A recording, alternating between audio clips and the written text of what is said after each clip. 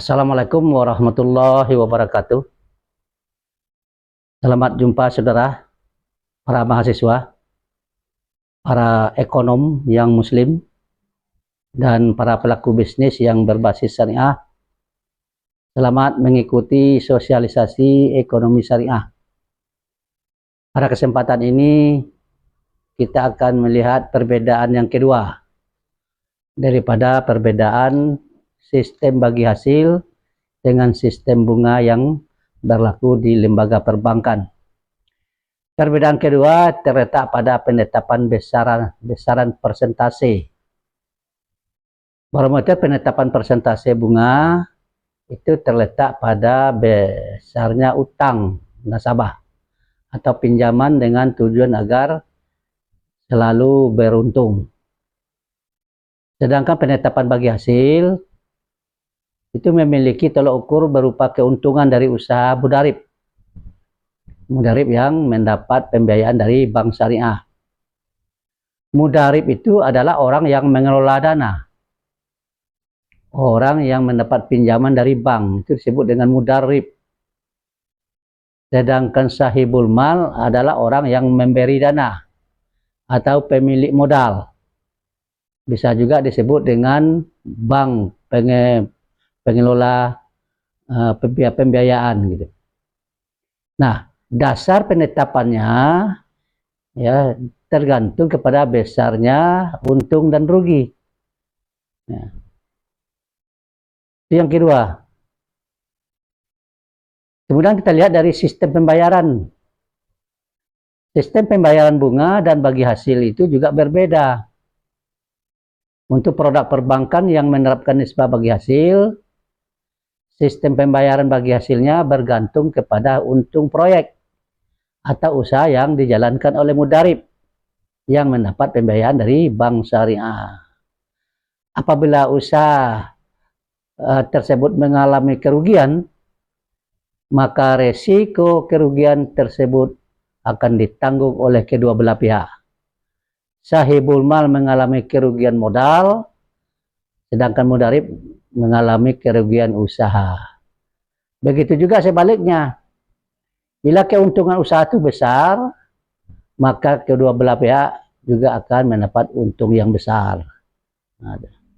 Sementara itu pada sistem pembayaran bunga, itu bersifat statis. Artinya persentase bunga akan tetap berjalan sekalipun proyek usaha itu mendapat keuntungan besar. Atau sebaliknya, persentase bunga akan tetap berjalan sekalipun proyek usaha itu mengalami kerugian. Jadi orang bank tidak mau tahu sebetulnya. Mau untung, mau rugi si nasabah, atau mau mati sekalipun yang bunganya tetap dibayar. Gitu. Nah. Kemudian yang keempat, kita lihat skema pembagian. Ya, skema pembagian. Melanjutkan dari perbedaan itu, maka skema pembagian persentasenya pun turut berbeda. Skema pembagian bunga tidak mengikuti kondisi sehat atau suksesnya usaha. Sedangkan skema bagi hasil itu berdasarkan kepada kondisi sehat dan tidaknya usaha yang dijalankan atau yang dibiayai oleh bank syariah. Jika usaha tersebut mendapat profit besar misalnya, dibandingkan dengan periode-periode sebelumnya, maka berpeluang besar pula mendapatkan persentase keuntungan yang lebih besar daripada biasanya. Kemudian kita lihat dari status hukum, perbedaan sistem bunga dengan bagi hasil. Perbedaan ini status hukum dalam ajaran Islam, di mana eksistensi dan kehadiran bunga pada produk perbankan mengandung unsur riba. Padahal unsur riba ini termasuk haram yang harus kita hindari oleh umat Islam.